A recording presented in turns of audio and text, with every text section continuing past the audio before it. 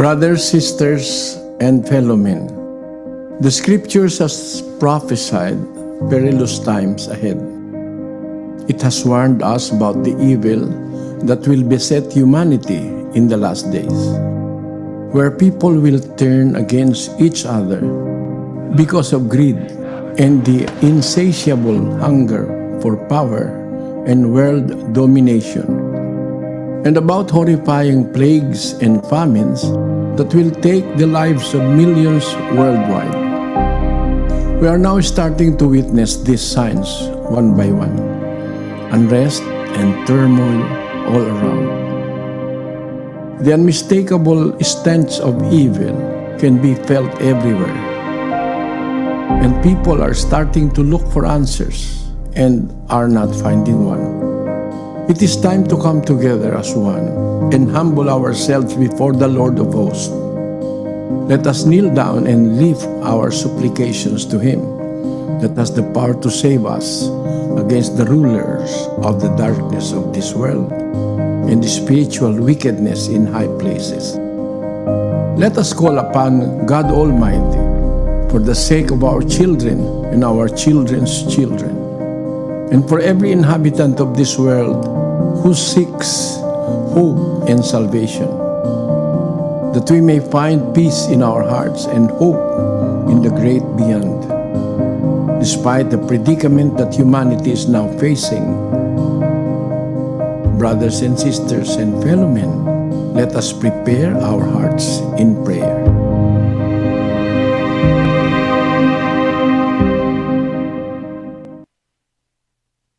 Tayo ko'y manalangin. Ama naming makapangyarihan sa lahat. Let us pray. Sa pangalan po ng aming Panginoong Hesukristo, Our Father Almighty, pasalamatan ka po namin in the name of our Lord Jesus Christ, sa bawat isa we are thanking you, Father, for continuously caring for us. mga pananampalatayang We may be from different denominations of faith, ng puso at hilig kami. but with one heart and voice we come before you, Kaya kami, for we all believe ikaw po ang aming Diyos that you are our God sa amin, who created us, may-ari ng aming the owner buhay at lahat ng nasa amin. of our lives and everything we have. Panginoon, salamat po sa pagtatawid mo sa amin. Lord, thank you for delivering us. Aming tinatanggap Thank sa you for araw-araw. providing us with your blessings every day of our lives, for us to remain. Ama, lumalapit po kami sa iyo. Father, Humihingi ng we iyong come before you, praying for your mercy. pagpapagalan mo sana ang aming henerasyon. Have mercy on our generation, Ibang nalalamang malalapitan. for there's no one else Ikaw we na know lamang po ang that pag-asa we ng can go aming to. mga puso. You are the only hope Nakikiusap of po our kami, hearts. alang-alang Father, na we sa aming beseech mga you, anak, for the sake of our sa mga children, musmos, especially the little ones. nahaharap ang aming lahi sa isang Our generation faces suliranin, nababalot ng bagabagang very difficult puso't kaisipan ng mga tao problem. ng mundo. The minds and the hearts of people all over the world are covered with fear. And you are our only hope. Tawagan mo kami, lalo Have na po mercy ang on us, especially nararatay sa karamdaman. those who are ill, Kanilang mga lupa, suffering from sicknesses. alalahanin mo po Please ang mga touch karamdaman their human bodies and remember those who are in ng mga mahal sa sorrow, buhay. bereaved by their loved ones.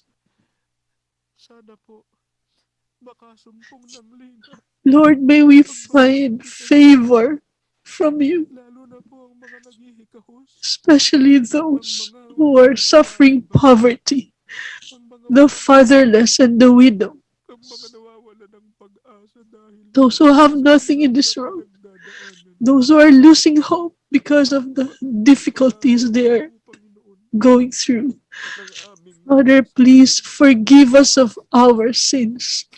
sana maakay Sakay kaming lahat sa pagsisisi. May we all be led to repentance and to return to you, that this world may see and experience your compassion. Lord, please bless those who are extending charity and the rulers of the nations as they care for their constituents. In you, Father, we entrust everything, all of our anxieties. Father, please keep us all safe. We thank you. In the name of our Savior, Jesus Christ. Amen.